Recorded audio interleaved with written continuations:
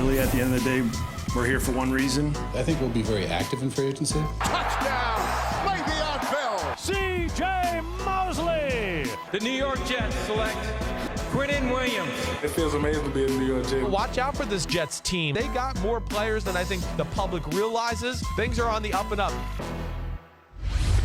You know, we try to figure out all the time which of the teams in the AFC East, other than the Patriots, are in best position to challenge for the division title. Jets, Bills, maybe Dolphins. The Jets, though, Chris, this offseason, a little bit of an all-in move with the Le'Veon Bell acquisition. They were the only team that was seriously pursuing him at that magnitude where they signed him.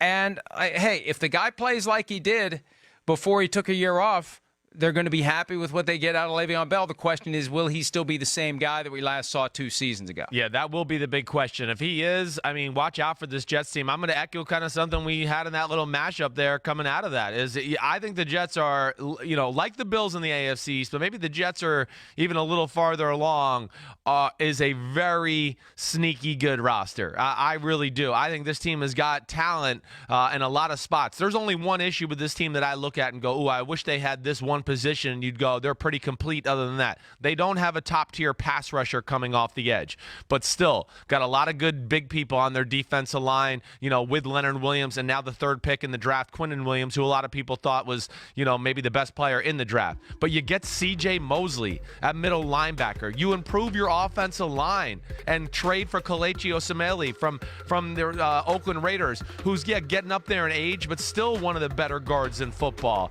You do that. You add Jamison Crowder in the slot to a sneaky good receiving core as is, Mike. You know, Robbie Anderson can fly. Quincy Enunwa, I think, is kind of a hybrid tight end, big receiver, slot guy who's an awesome football player. And I always look at their tight ends on their roster and go, they got a lot of potential. They got some young studs there, and Chris Herndon, and Jordan Leggett, Neil Sterling. So I look at the Jets as being one of those teams with the coaching changes and go, you know, watch out for them.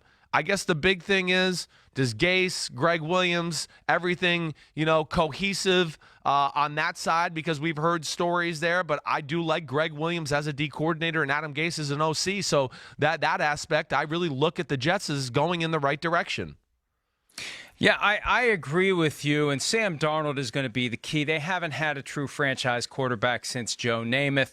I mean, yeah, they've had flashes, Ken O'Brien, Chad Pennington, Brett Favre for 3/4 of a season until his biceps tendon became partially detached. But if Sam Darnold can continue along the track that we saw last year, if they can protect him, if Le'Veon Bell can take some heat off of him, set up play action down the field, this could get very, very interesting. And just think, the Jets were trying to trade back into round 2 to get Mecole Hardman before the Chiefs could get him. Could you imagine if they had a weapon like that they could throw into that mix?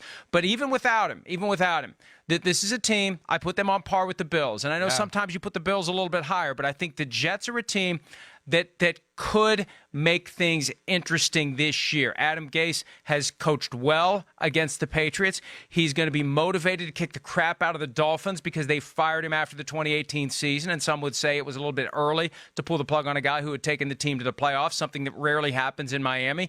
And he's going to be motivated. He's going to be driven. He's going to have a chip on his shoulder every single day. He's got Greg Williams there running the defense. He's going to have a chip on his shoulder. I think that thing's been surgically attached to his shoulder. So this Jets team, you know, they have an opportunity. We talked about the Browns and their schedule and how maybe if they stumble out of the gates, that balloon's going to get popped. Week 2, Monday Night Football.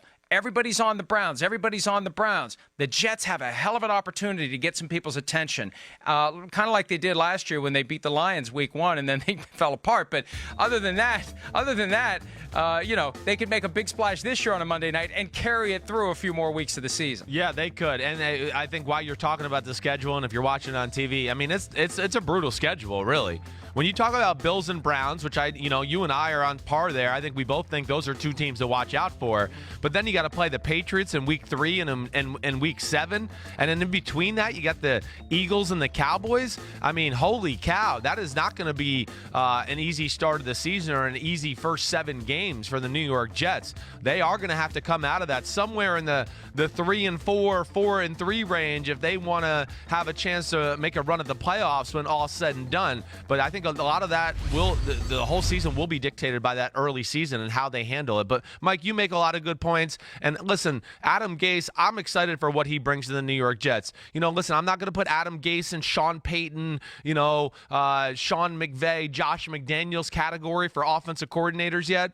But damn, he's that next group down of guys where I go, wow, he's an impressive play caller. His teams are always tough. They're never fooled or unprepared. And that's what I look forward to with this New York Jets team. Like you said, Le'Veon Bell, his ability to run between the tackles. Sam Darnold's phenomenal intermediate thrower, really showed tremendous progress after his injury last year, the last few weeks of the season. And I'm with you, Mike. I mean, I think that the New York Jets, if they can go through that early part of the season, like I said, where they're not in too bad of a spot, I think they can be in this playoff conversation come December. Gase, I think, is at that point where his career is going to go one way or the other, and there's no in between. When you get fired by one team and land immediately with another, if it doesn't work there, chance number 3 may be a long time down the road if it ever even comes. Something about that schedule that caught my eye. When you consider the NFC East with the 2 teams that have established quarterbacks and the 2 teams that don't, you'd rather get the Giants and Washington early. Right. They get the Eagles and Cowboys early. They're getting the Giants and Washington week 10 and 11. And, if Daniel Jones may be playing then, Dwayne Haskins will be much better then than he would be early in the year. That's right. This is not going to be easy for the Jets. Maybe they're a year away from making that run at the top of the division. Look, is anybody going to make a run at the top of the division as long as Tom Brady and Bill Belichick are together? No. But at least we have to a shred of hope, a little shred of hope. Hi, I'm Mike Tirico, and thanks for watching. Make sure to hit subscribe for the latest news and highlights from NBC Sports.